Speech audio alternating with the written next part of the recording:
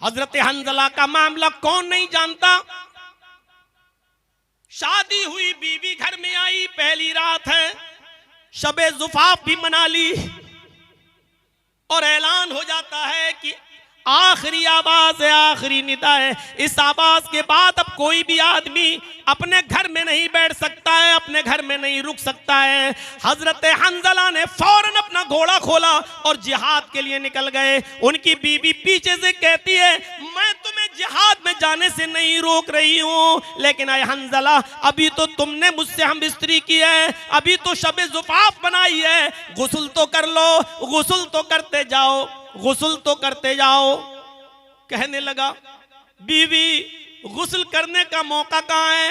कासिद की आवाज नहीं सुनी, दावत देने वाले ने दावत दी, अब किसी को एक लम्हा भी घर में रुकने की परमिशन नहीं है। ये आखिरी आवाज है, इस आवाज को सुनकर जो नहीं निकला वो कयामत के दिन अल्लाह को जवाब देगा। घोड़ा दौड़ाया और निकल गए, मैदाने जिहाद में गए, लड़े, इतना लड़े कि लड़ते लड़ते उन्होंने अपनी जान की कुर्बानी दे दी, शहीद हो गए, कई काफिरों को मारा और खुद भी शहीद हो गए। मेरे भाइयों, जब उनको दफनाया जाने लगा तो आपको शायद ये मसला मालूम हो, जो अल्लाह की राह में कत्ल कर दिया जाता है उस शख्स को उन्हीं कपड़ों में दफनाया जाता है जिन कपड़ों में उसकी शहादत होती है, पहली चीज। दूसरी चीज यह है कि शहीद की नमाज जनाजा नहीं पढ़ी जाती है। तीसरी चीज यह है कि उसको गुस्ल नहीं दिया जाता है और बगैर गुस्ल के उसको दफनाया जाता है। कयामत के दिन शहीद इसी हाल में अपनी कब्र से उठेगा कि उसके जिस्म से खून के कतरे गिर रहे होंगे। अल्लाह रब्बुल आलमीन उन कतरों को देख कर कहेगा, फरिश्तों, इससे क्या हिसाब लूं? ये तो मेरी राह में सब कुछ कुर्बान करके चला आया, इसको जन्नत के अंदर दाखिल कर दो, जाने दो इसको जन्नत के अंदर। तो जब हजरत हंजला को दफनाया जाने लगा तो बीवी ने अर्ज किया, अय अल्लाह के नबी, मेरे शौहर को गुस्ल दे दीजिए। अल्लाह के नबी ने फरमाया, हंजला की बीवी, शायद तुम्हें पता नहीं, शहीद को गुस्ल नहीं दिया जाता है, जनाजा नहीं पढ़ा जाता है। कहने लगी, मैं जानती हूं, मसला मालूम है, लेकिन मैं कैसे बताऊं? अय अल्लाह के रसूल, आप ही फरमाते हैं, इन्नल्लाह ला यस्तही मिनल हक, अल्लाह हक बात से नहीं शर्माता।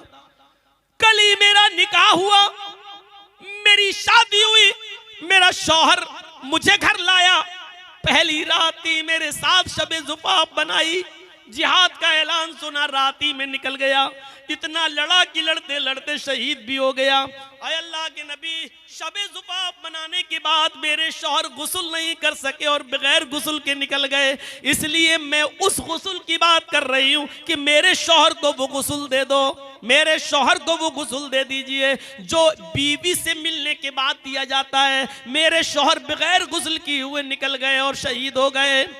थोड़ी देर अल्लाह के नबी ने तवक्कुफ किया, गोया के वही का इंतजार कर रहे हो, और थोड़ी देर के बाद कहने लगे, आए सहाबियों, हंजला को ऐसे ही दफन कर दो। बीबी फिर बोली, अय अल्लाह के नबी, मेरे शौहर के गुस्ल का क्या बना? इमाम कायनात ने फरमाया, आए हंजला की बीबी, तेरे शौहर को मेरे गुस्ल की जरूरत नहीं, आसमान से उतरने वाले 70,000 फरिश्तों ने तेरे शौहर को गुस्ल दे दिया। तेरा शौहर गसीलुल मलाइका है, उसको गसीलुल मलाइका का खिताब मिल गया। तेरे शौहर को 70,000 फरिश्तों ने गुस्ल दिया। ये कौन सा जवान आदमी था? शादी हुई, पहली रात मनाई और जिहाद के लिए निकल गया, अपनी खूबसूरत बीवी को भी छोड़ गया। जिहाद भी अल्लाह की इबादत है और इबादत के लिए निकल गया। वह शाबुन नशा फी इबादत रब्बी, दूसरा वो जवान आदमी अर्श के साए में होगा जो अपने रब की हर वक्त इबादत में लगा हुआ है। यहां सही से बैठकर जलसा नहीं सुन सकते, इबादत करेंगे अल्लाह की। 15 साल तो वो हो गए जो यहां आए थे पहले, वरना और 10 साल मेरे जोड़ लो जो पहले से आ रहे हैं। 25 साल पहले भी इसी तरीके के हंगामे हुआ करते थे जलसों में, और इसी तरीके का शोर हुआ करता था। और आज भी अगर कोई पूछे कि जर्जी साहब, मैंने सबसे पहली तकरीर जो की थी बंबई में, उस वक्त मेरी उम्र थी 17 साल 10 महीना। जब बाल ठाकुरे के खिलाफ में बोला था, और जब मैंने उसको कहा था कि हरे रंग पे पाबंदी की बात करता है, पहले लौकी खाना छोड़, पालक खाना छोड़, हैं, और हरा धनिया हरी मिर्चें खाना छोड़, और लाल रंग से प्यार है तो वही खाओ जो हम लोग खाते हैं। और इस जुर्म में जब हम गए, 24 घंटा बिठाए रहे, मुझे थाने में रखा गया, और पहली मर्तबा जब मैं थाने में बैठा था, और इसलिए केस मेरे ऊपर नहीं बन पाया था क्योंकि मेरे बालिग होने में 2 महीने कम थे।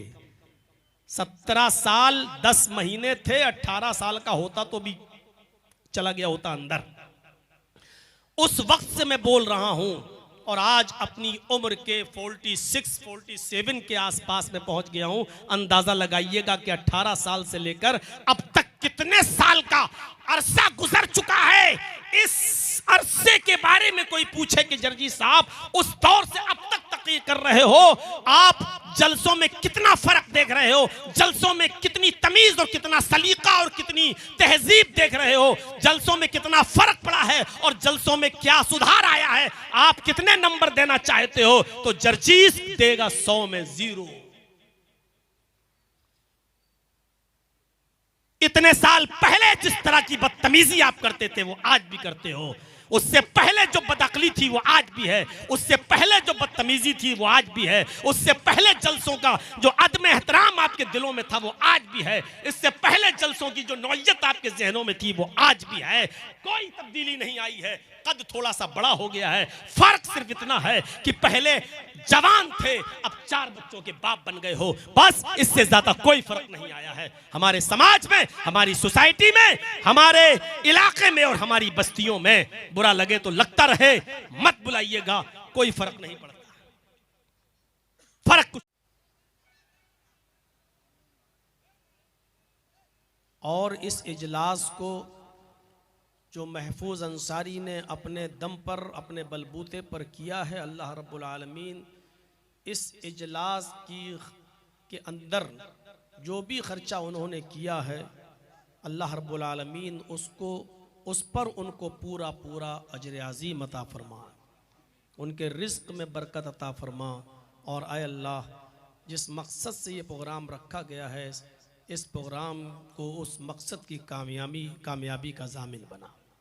और हमारे स्टेज पर बैठे हुए मुअक्कर उलमाए किराम और आसाडीह और डिस्ट्रिक्ट मधुपुर और उसके अतराफ़ व अकनाफ से क़ुर्ब जवार से तशरीफ़ लाए हुए मुअज़्ज़ज़ सामीन हज़रात, पर्दा नशीन इस्लामी ख़वातीन, माँ और बहनों, कौम व मिल्लत के लायकवर नौजवानों, मुस्तक़बिल के होनहार अज़ीज़ बच्चों, मेरी नज़र जहाँ तक जा रही है, मुझे लोगों का ठाठे मारता हुआ ये समंदर मेरी आँखों के सामने है। ऐसी बात नहीं कि इससे पहले कभी इतनी भीड़ नहीं हुई। मैं इस इलाके में जब भी आता हूँ, अल्लाह का शुक्र है कि लोग उस इजलास को कामयाब बना ही देते हैं अपनी हाज़िरी के ज़रिए। इस मर्तबा यहाँ तक पहुँचने में कुछ वक्त लगा और काफ़ी अरसे के बाद आपके इस इलाके में मेरी आमद हो रही है, और आप खुलूस और मोहब्बत के साथ यहाँ आते हैं। मेरी गुजारिश है कि आप खुलूस और मोहब्बत के साथ ही इस प्रोग्राम को समाअत फरमाएँ, संजीदगी के साथ सुनें, खामोशी अख्तियार करें। इस इजलास का जो मकसद है, उस मकसद को अपने अंदर पूरा करने की कोशिश करें। आपका शोर, आपका खड़ा रहना, खड़े होकर वीडियो बनाना और पीछे के लोगों को देखने में डिस्टर्ब करना, ये इस्लाम की तालीम के भी ख़िलाफ़ है और अखलाक के भी ख़िलाफ़ है। मुझे उम्मीद है कि इंशाअल्लाह आप शिकायत का मौका नहीं देंगे। समझदार लोग हैं, मेरी बात को समझ गए होंगे। मैंने कुरान करीम की जो आयत आपके सामने तिलावत की है और उसके बाद बुखारी की एक हदीस मैंने पढ़ी है। हम और आप जिस दुनिया में जी रहे हैं, ये टेम्परेरी जिंदगी है, टेम्परेरी लाइफ है, कुछ दिनों के लिए मिली है और उसके बाद में खत्म हो जाएगी।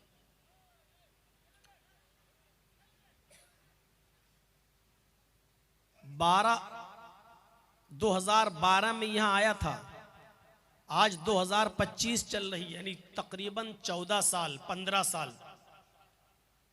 जो लोग 15 साल पहले यहां खिताब सुने थे और आज सुन रहे हैं, और मैंने 15 साल पहले यहां खिताब किया था और आज कर रहा हूं, ये जिंदगी हमें ये मैसेज दे रही है 15 साल की, कि जिन लोगों ने 15 साल पहले ये खिताब सुना था उनकी जिंदगी 15 साल कम हो गई है, और मैं अपनी जिंदगी के 15 साल कम कर चुका हूं।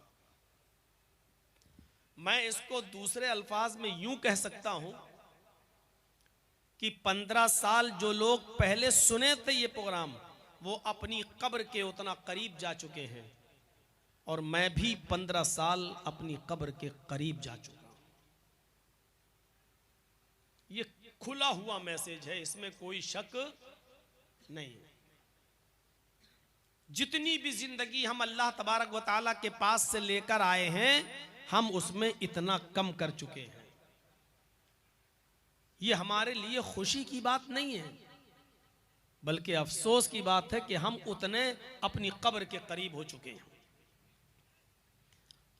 सिवाय उन लोगों के जिन्होंने इन 15 सालों को नमाजों में लगाया, रोजों में गुजारा, सदका और खैरात किया, और हर तरीके से अपने आप को दीन की खिदमत के लिए लगाए रहे, उनको अल्लाह तबारक व तआला से एक अच्छी उम्मीद और लौ लगा लेनी चाहिए कि शायद अल्लाह रब्बुल आलमीन मुझे मेरी इबादतों के समरे में, बदले में हमको जन्नत के करीब कर दे। मेरे भाइयों, कुरान करीम की जो आयत मैंने आपके सामने पढ़ी है, उसमें अल्लाह रब्बुल आलमीन ने इस दुनिया के खत्म होने के बाद जो कब्र में हम चले जाते हैं, एक तो जिंदगी ये है जो हम जी रहे हैं, और जब हम मर जाएंगे और कब्र में दफन कर दिए जाएंगे तो वो एक दूसरी जिंदगी है जिसको हम बरज़खी जिंदगी कहते हैं, और कयामत तक हम उसी बरज़खी जिंदगी के अंदर रहेंगे। और फिर कयामत के दिन जब हम अपनी कब्रों से उठाए जाएंगे, वो एक तीसरी जिंदगी होगी जिसको उखरवी जिंदगी कहा जाता है, आखिरत की जिंदगी कहा जाता है। ये पहली जिंदगी है जिसमें हम जी रहे हैं। मरने के बाद कयामत तक ये दूसरी जिंदगी होगी, बरज़खी, और कयामत के दिन जब कब्रों से उठाया जाएगा इंसान अपनी कब्रों से, तो वो तीसरी जिंदगी होगी जिसको उखरवी जिंदगी कहा जाता है, जो कयामत का दिन होगा, और वो बहुत सख्त दिन होगा।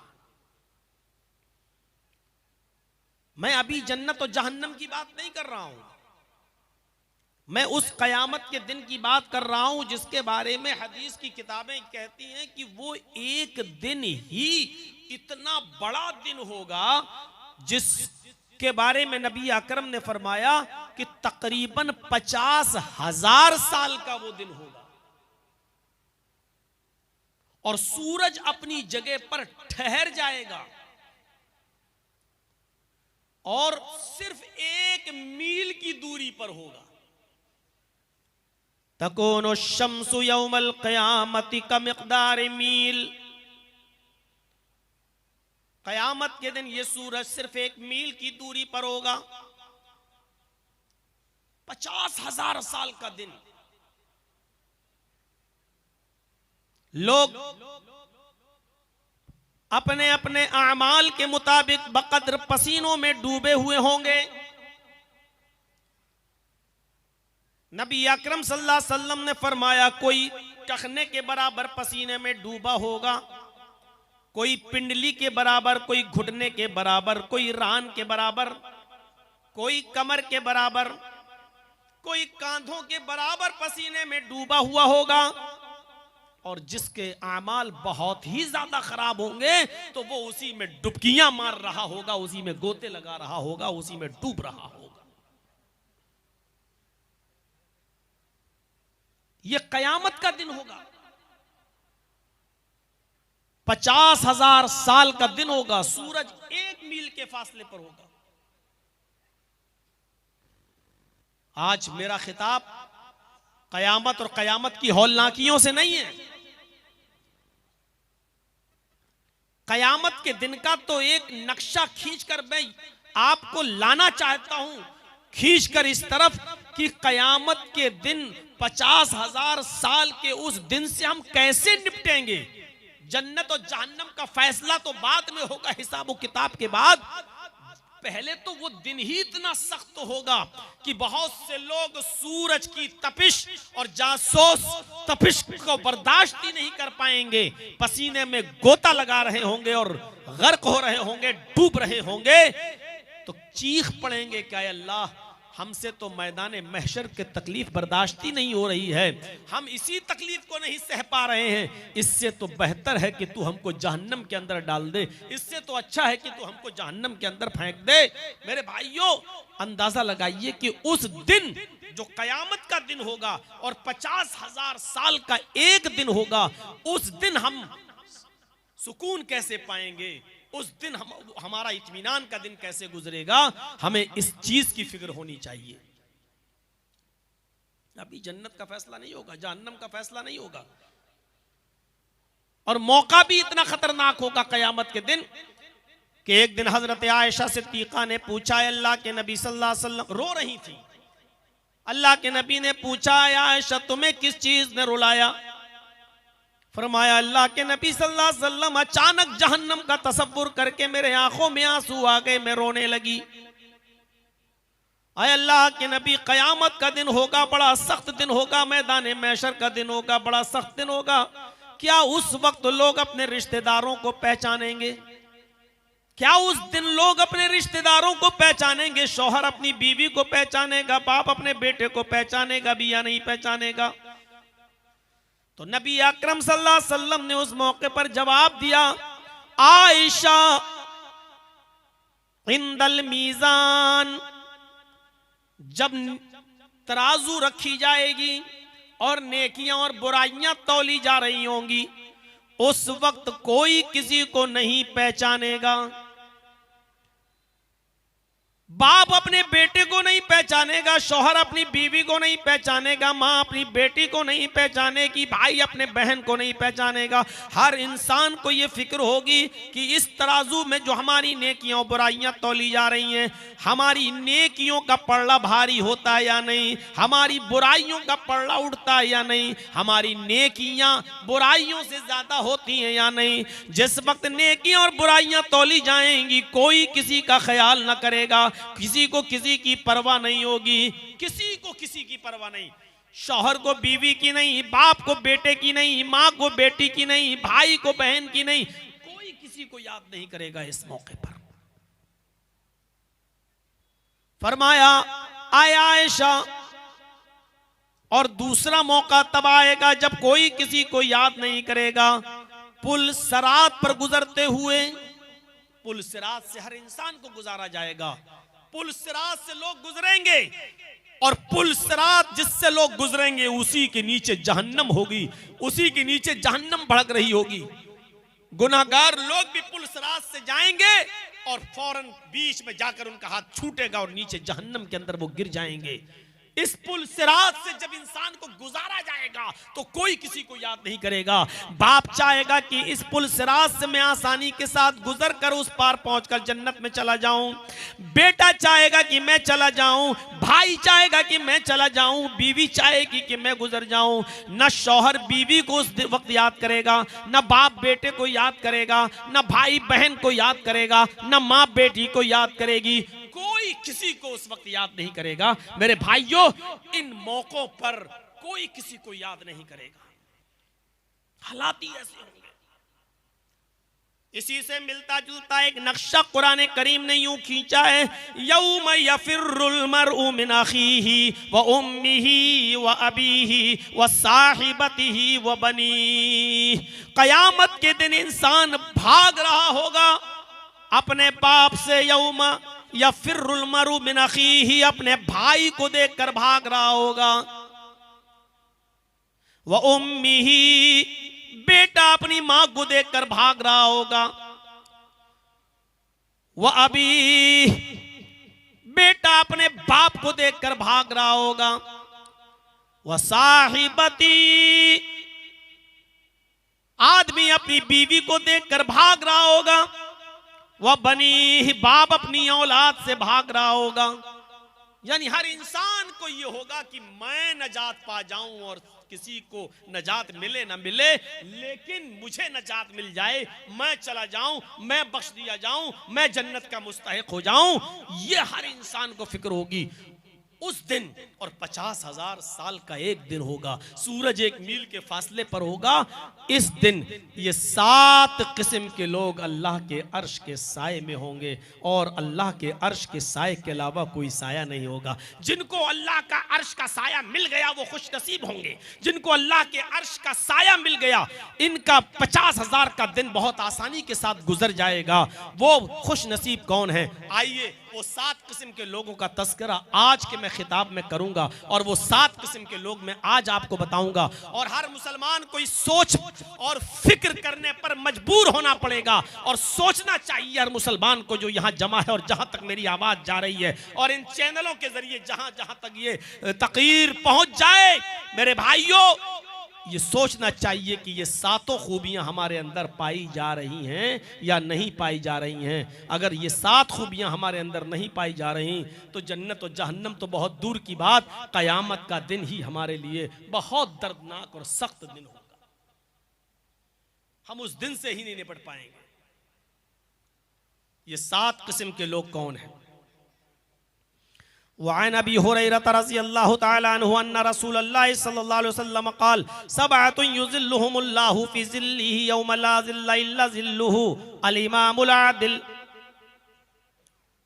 नबी अकरम सल्लल्लाहु अलैहि वसल्लम ने फरमाया 7 किस्म के लोग अर्श के साए में होंगे। उस दिन अल्लाह के अर्श के साए के अलावा कोई दूसरा साया नहीं होगा। पहला शख्स जो उस अर्श के साए में होगा वो कौन? अल इमामुल आदिल, अदलो इंसाफ करने वाला अमीर, अदलो इंसाफ करने वाला हाकिम, अदलो इंसाफ करने वाला जिम्मेदार शख्स। अदलो इंसाफ आज हमारे समाज और मुआशरे में कहां बाकी रह गया है? यह हदीस सिर्फ अमीर के लिए ही नहीं है, यह हदीस सिर्फ हाकिम वक्त और अमीरुल मोमिनीन ही के लिए नहीं है। आप भी हाकिम हैं। कुल्लुकुम मसऊलुन, कुल्लुकुम राइन व कुल्लुकुम मसऊलुन अन रायती। तुम में से हर शख्स राई है, चरवाहा है, और उससे उसकी चरागाह के बारे में सवाल होगा। एक बाप अपने घर का निगरां है, बाप से उसके घर के ताल्लुक से, मर्द से उसके घर के ताल्लुक से सवाल किया जाएगा। याद रखिएगा, आपके 4 बेटे हैं, 3 बेटियां हैं, तीनों बेटियों की शादी कर दी, मोटरसाइकिल दे दी, 4 व्हीलर दे दिया, गाड़ी दे दी, लेकिन आपने अपनी बेटियों को अपनी वरासत और जमीन से हक नहीं दिया, उनको हिस्सा नहीं दिया, तो आप भी अर्श का साया नहीं पाएंगे। अल्लाह तबारक व तआला के अर्श के साए के अलावा कोई साया नहीं मिलेगा। आप जालिम की हैसियत से मैदान महशर में खड़े होंगे। हर बाप यहां तसव्वुर करे और सोचे। आप ये मत सोचो कि इस हम्माम में सिर्फ आप सब नंगे हो, ये स्टेज पर बैठे हुए बड़े बड़े मुल्ला मौलवी नंगे नजर आएंगे। बेटी की शादी कर दी, दे तो दी मोटरसाइकिल, अब जमीन में से हिस्सा भी मिलेगा, मिलेगा। गाड़ी देने के बारे में अल्लाह के नबी का हुक्म नहीं है, 4 व्हीलर देने के लिए अल्लाह के रसूल ने नहीं कहा था, लेकिन जमीन वरासत का हकदार अल्लाह ने बेटी को भी बनाया है, अल्लाह ने भी और अल्लाह के रसूल ने, वो आपको देना पड़ेगा। 50 लाख का जहेज दे दो तब भी बेटी का हक नहीं मार सकते हो आप, बहन का हक नहीं मार सकते हो आप। कभी कभी हंसी आती है, ऐसे ऐसे लोग मुत्तकी बनते हैं। अब हमारे इटावा में एक नौजवान आदमी था बेचारा, हमारे इटावा का, मैं वुजू बना रहा हूं रमजान के महीने में, इस रमजान में नहीं, दूसरे रमजान की बात कर रहा हूं, वुजू बना रहा हूं तो कुल्ला कर रहा, वो भी जोहर की नमाज का वक्त था, जुमेरात का दिन, कुल्ला कर रहा है। और कुल्ला करने के बाद मस्जिद में, और बाद में कहता है मौलाना ये रोजे की हालत में जो कुल्ला करता हूं ना, तो इस जबान में थोड़ा सा पानी लगा रहता है, ऐसे ऐसे कुल्ला कर दिया तो थोड़ा सा तो लगा है ना जबान में, अगर ये थूक के जरिए ये जबान का लगा हुआ पानी अगर पेट में चला जाए तो इससे रोजे में कोई फर्क तो नहीं पड़ेगा। मैंने कहा यार बड़ा मुत्तकी आदमी है, कितना बारीक सवाल कर रहा है। मैंने कहा ठीक है आपने मसला पूछा है, ये बहुत से लोगों के जहनों में खटकता है, कल इंशाल्लाह जुमे के खुतबा में हम इसको क्लियर कर देंगे और सबको मालूम हो जाएगा, तो कल तक इंतजार करो। अब मस्जिद में जितने लोग नमाज पढ़ने वाले थे हमसे बाद में पूछने लगे मौलाना ये क्या पूछ रहा था, मैंने कहा कल बताऊंगा। कि मौलाना ये क्या पूछ रहा था, मैंने कहा कल बताऊंगा, इसके मसले का जवाब कल दूंगा। तो एक दो मेरे बहुत करीबी लोग थे, मैंने कहा यार वो ऐसा से पूछ रहा था, तो हमने कहा कल बताएंगे, कल सबको पता चल जाएगा इंशाल्लाह। कहने लगा 900 चूहे खा के बिल्ली चली हज को, क्यों? पता चला कि वो उसकी बहनें उससे नाराज, उसकी बेटी उससे नाराज, उसका बाप उससे नाराज। पता लगाया तो बाप को कोई और रीजन बाप ने बताया कि वो इंसाफ का तकाजा यह था कि मैं अपने दोनों बेटों को बराबर बराबर दूं, लेकिन इसने कमीने ने अपने भाई का हक मारा। बहन की शिकायत यह थी कि ये हमें भी हक नहीं दे रहा है, बेटी की शिकायत यह थी कि ये मेरा भी हक मारे बैठा हुआ है। अब दूसरे दिन जब जुमा था, खुतबा था, मैंने उसी खुतबे में 25 मिनट तक तो सही खुतबा दिया और 5 मिनट जब रह गए तो उसी में मैंने नंगा किया और मैंने कहा कि लोग मुझसे मसला पूछते हैं कि जर्जी साहब रोजे की हालत में कुल्ला करते वक्त जबान का लगा हुआ पानी थूक के जरिए अगर अंदर चला जाए तो उससे रोजे पे कोई फर्क तो नहीं पड़ता।